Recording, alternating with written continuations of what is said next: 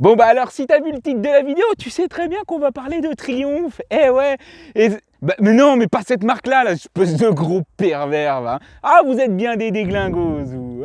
Non, moi je te parle de Triumph, les motos, bah oui, bien sûr, allez, je t'en parle juste après le jingle. Hein, bande de petits pervers, va.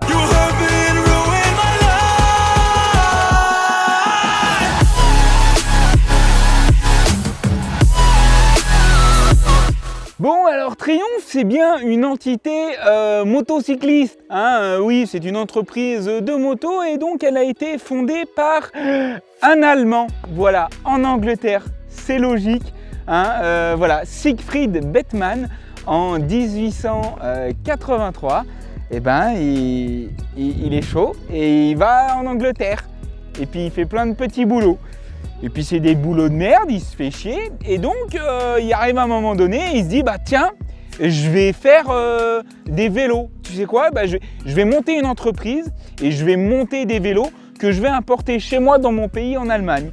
Et puis bah, Triumph naît comme ça en 1885 avec le nom S. Bettmann & Co. Et donc, comme je te le disais, bah, notre cher Siegfried, il vend des vélos. Hein, alors pour l'instant, ça n'a rien à voir avec Triumph d'aujourd'hui, mais il faut bien commencer quelque part. Et en 86, ce monsieur, il se dit que son nom de famille peut être un problème pour tout simplement vendre ses vélos, parce que lui, déjà, il parle à la base allemand, anglais et français couramment.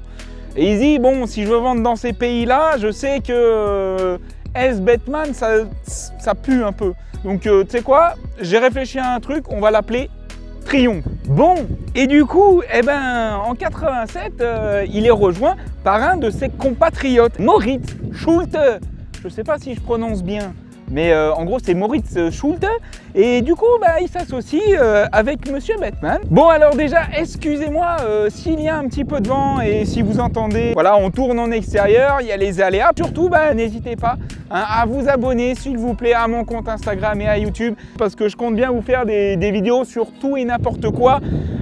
Tout ce qui a un moteur et qui est complètement abruti, si je peux le filmer, je vous le filmerai, d'accord? Alors voilà, si tu as un truc dans le genre dans ton garage, n'hésite pas à me contacter, hein. Laisse-moi un petit commentaire sur YouTube ou sur Instagram, hein, comme tu veux.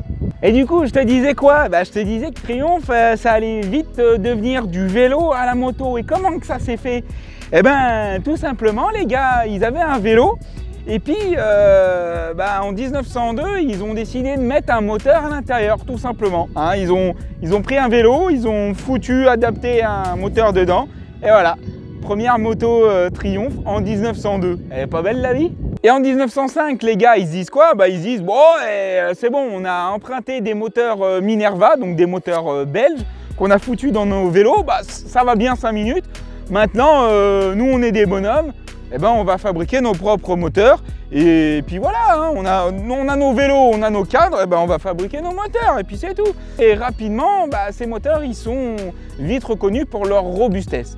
J'ai envie de te dire, c'est un petit peu comme aujourd'hui. C'est là qu'en 1907, les gars, ils font le TT, hein, Triumph. Et puis en 1907, ils finissent deuxième déjà. Ah, ils sont quand même couillus les gars, hein, parce que bon, 1808, ça y est, ils ont déjà gagné le Tourist Trophy avec une moyenne de 68 km/h. Hein, Tourist Trophy, si tu sais pas ce que c'est.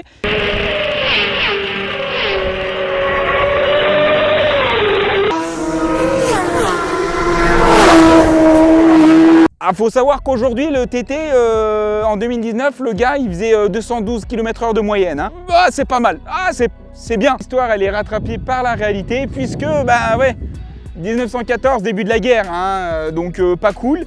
Et justement, là, se crée un très grand paradoxe, puisque nos deux Allemands qui détiennent Triumph, ils vont fournir l'armée anglaise, hein, justement, pour combattre les Allemands.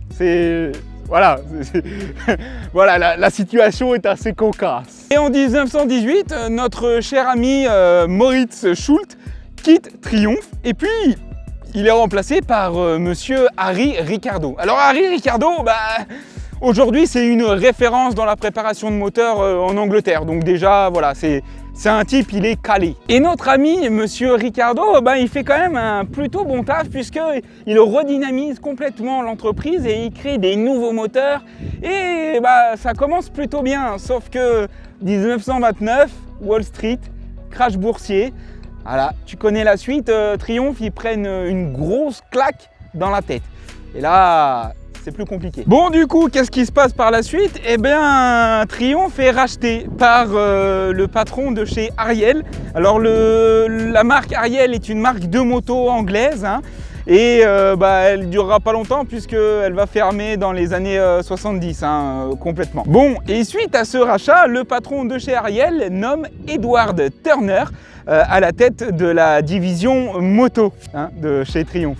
Suite à ce rachat de Triumph, eh bien, Triumph Engineering and Company Limited est né. Ah bah oui, parce que je t'ai pas dit, mais Triumph aussi, c'est des voitures. Et à ce moment-là, au début des années 30, quand il y a eu le rachat, etc., ils sont à fond sur les autos plutôt. Sauf que la branche auto de Triumph, elle marche, mais alors pas du tout. C'est mal géré, le patron, c'est une branque. Donc voilà, hein, c'est pas l'histoire, mais en gros, la division auto, elle va pas bien, mais alors du tout. Et justement, elle prend tous les capitaux et elle risque de faire fermer la division moto. Sauf que là, on y a échappé belle. Hein. Edward Turner, il n'a pas fait de la merde puisque il a redynamisé Triumph avec la célèbre Speed Twin. Et là, c'est plutôt un très bon coup. Mais encore une fois, tout se passe pas comme prévu. Bah ouais. La moto, elle est sympa, elle marche, mais il y a la Deuxième Guerre mondiale. Bon, et là, cette Seconde Guerre mondiale, cette histoire, elle pue. Et pourquoi? Parce que Triumph, à cette époque, ils sont basés à Coventry. Et justement, les bombardements de l'ennemi, ils visent Coventry parce que c'est une région très industrialisée. Et du coup, ils tapent là où ça fait mal. Résultat, l'entreprise Triumph, le bâtiment est détruit complètement. Mais bon, hein, on nous abat pas comme ça, ils ont été obligés du coup de reconstruire et de refaire rapidement une production. Et donc du coup, ils ont déménagé de force juste à côté, à Meriden. Pourquoi qu'est-ce que je te dis ça? Tout simplement parce que les gars, ils se sont fait frapper, ils ont été obligés de déménager, de reconstruire des entrepôts et de refaire une production. Et jusqu'à la fin de la guerre, ils ont réussi à produire 50 000 motos. Oui, tu as bien entendu, 50 000 motos. Bon, malgré tout ça, la guerre, elle n'aura pas été si négative pour Triumph. Il y a eu quand même des choses positives puisque Triumph, ils ont pu avoir un nom, hein, se faire un nom auprès des Alliés et surtout des Ricains. Et ouais. Il faut savoir qu'au début des années 50, 75% de la production des motos de Triumph, elle allait direct aux USA. Et comme à cette époque-là, les Ricains, ils kiffent tout ce qui est Harley, Indian et gros moteurs, Triumph, pour pouvoir vendre, ils augmentent le moteur à 650 cm3. Et puis c'est comme ça qu'est née la Thunderbird. Bon, mais attends, tu sais pas tout? Ouais. Puisque justement BSA, un énorme groupe de l'époque qui détient plusieurs marques auto, moto et puis même de l'armement, ils sentent le bon filon. Du coup, qu'est-ce qu'ils font? Au début des années 50, ils rachètent tout simplement Triumph. Déjà là, ça commence à en faire des rachats, etc. Mais tu vas voir que c'est pas fini. Et en 55, après ce rachat, Triumph décide tout simplement d'abandonner leur moyeu arrière élastique et de tout simplement passer au bras oscillant.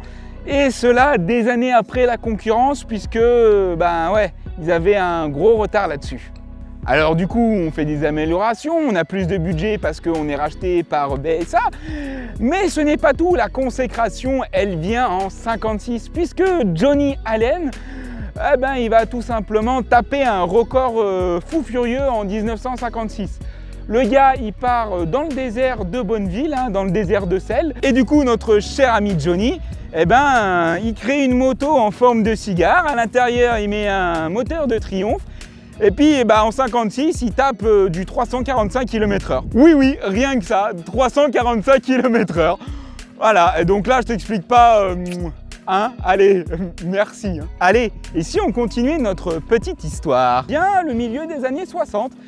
Et puis bah là, t'as les motos japonaises qui commencent à arriver en Europe. Bon, là, les marques européennes comme BMW ou Triumph qui sont déjà bien installées, et puis ça va, eux, ils sont bien dans leur business, ils se disent, wop, c'est pas de la concurrence, c'est juste du gadget. Sauf que là, ils ont fait une erreur de jugement, puisque vient les années 70 et les gens, hein, ben, ils commencent à kiffer la moto. Sauf qu'ils commencent à kiffer la moto parce qu'il y a des japonaises qui sont sur le marché. Et là, justement, Triumph, ils se disent, merde, eh ben, on n'a pas pris le train en marche et là, on est dans la merde, on est en retard. Bah, faut vite qu'on sorte quelque chose pour concurrencer ces japonaises. Et là, du coup, ils vont sortir la Triumph Trident. Hein. Non, pas la nouvelle qui vient de sortir pour les permis A2, la première version de la Trident. Et franchement, c'était pas une grande réussite. Bah ouais, les gars, ils avaient pas prévu ça. Ils s'étaient dit, bof, les japonaises, c'est bon, c'est de la merde, ça marchera jamais. Du coup, ils ont juste sorti une moto pour concurrencer, mais ils ont fait de la merde. Et là, bah, ça commence à puer. Et justement, BSA, qui détient Triumph à cette époque, eh ben, ils vont pas très bien non plus.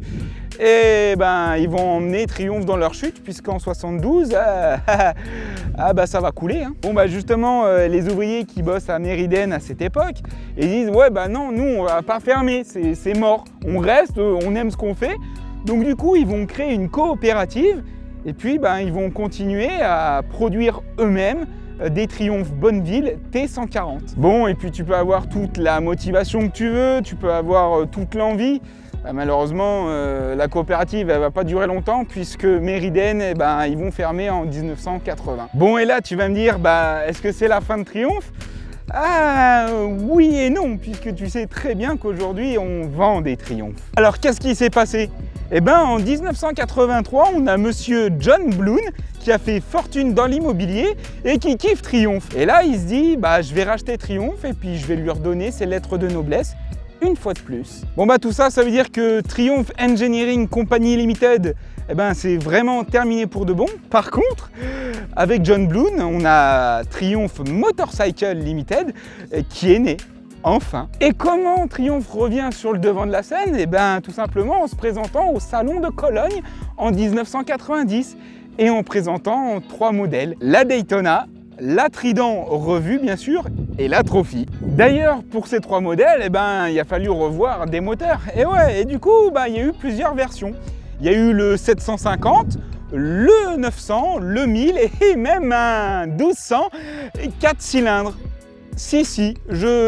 Alors tu me croiras ou tu me croiras pas, mais Triumph qui est réputé pour ne faire que des 3 cylindres, bah ouais, et ils ont sorti un 4 cylindres 1200 cm3 pour une version du Trophy. Ouais, je sais, hein, ça fait pas envie. Hein. Bon, passons outre ce petit égarement au niveau du 4 cylindres. Justement, pour refaire tout Triumph de nouveau, ben, il faut une nouvelle usine. Et justement, monsieur Bloon, il fait les choses comme il faut. C'est là qu'il va construire un bâtiment tout neuf avec toutes les dernières technologies du moment à Hinckley. Et justement, comment parler de Triumph et de l'ère moderne sans parler de leur modèle le plus emblématique? J'ai nommé la Speed Triple. Ah oui, justement, parlons-en un peu plus de cette Speed Triple, puisqu'il y a eu un premier modèle. Bon, on va dire qu'il est méconnu et qu'il n'a pas vraiment marché. Par contre, ce que vous connaissez, c'est le célèbre T509 avec le double optique. Et à partir de ce moment-là, en 97, la Speed Triple, elle a fait que monter. Enfin bref, tout ça pour te dire que ouais, Triumph, ils ont connu des rachats, des faillites, des fermetures et ils sont toujours relevés, ils ont toujours trouvé le moyen de renaître, hein, tel un phénix. C'est quand même plutôt appréciable parce que quand on voit les machines qu'ils nous font aujourd'hui, ouais, on leur dit merci d'avoir tenu tout ce temps-là et d'avoir su renaître à chaque fois malgré les difficultés. Puis j'ai envie de te dire, c'est aujourd'hui l'un des leaders de la vente moto. Bon, et puis pour finir avec une touche un peu plus actuelle, en 2019, Triumph, ils deviennent le fournisseur de moteurs pour les Moto 2. Hein, voilà, la catégorie juste en dessous des Moto GP. Alors à l'époque, tout le monde rigolait puisque c'était des moteurs Honda. Et puis tout le monde disait que justement hein, ça allait passer en 3 cylindres et qu'ils allaient perdre en puissance et que les chronos allaient dégringoler. Ah ouais, sauf que c'est mal connaître Triumph puisque ils ont encore réussi à faire l'impossible. Du coup les gars, ils ont fait quoi? Ils ont sorti un moteur de 123 chevaux qui était plus puissant que l'ancien moteur Honda. Et puis les chronos, ils ont dégringolé. Concrètement, sur la première saison, les records des circuits, ils tombaient jusqu'à 7 dixièmes. Et comme si ça ne suffisait pas, ils ont décidé de prendre un tournant et d'annoncer il y a quelques jours de faire une gamme enduro et motocross. Alors attention, il faut voir ce qu'ils vont nous pondre. Mais ils ont annoncé que voilà, ils voulaient vraiment se lancer là-dedans et d'une façon équitable pour la nature et l'environnement. Je sens qu'ils vont nous pondre un enduro ou un cross électrique puisque ça serait pas un coup d'essai. Il y a déjà un projet qui est dans les tiroirs sur base de Speed Triple. Je pense que le virage est en train de se prendre. Alors, est-ce une bonne chose, une mauvaise chose? De toute façon, on est obligé, c'est à vous de répondre. Bon, maintenant, il nous reste juste à attendre ce qu'ils vont nous pondre et puis apprécier les motos tant qu'on peut. Allez, profitez de l'essence et puis des rupteurs parce que je suis pas sûr que ça durera longtemps, cette histoire. Et puis surtout, n'hésite pas à t'abonner à la chaîne YouTube et à me laisser un commentaire. Allez, on se dit rendez-vous à la prochaine. Et puis d'ici là, n'oubliez pas de rester des grands enfants parce qu'il est jamais trop tard pour s'amuser. Allez, see you!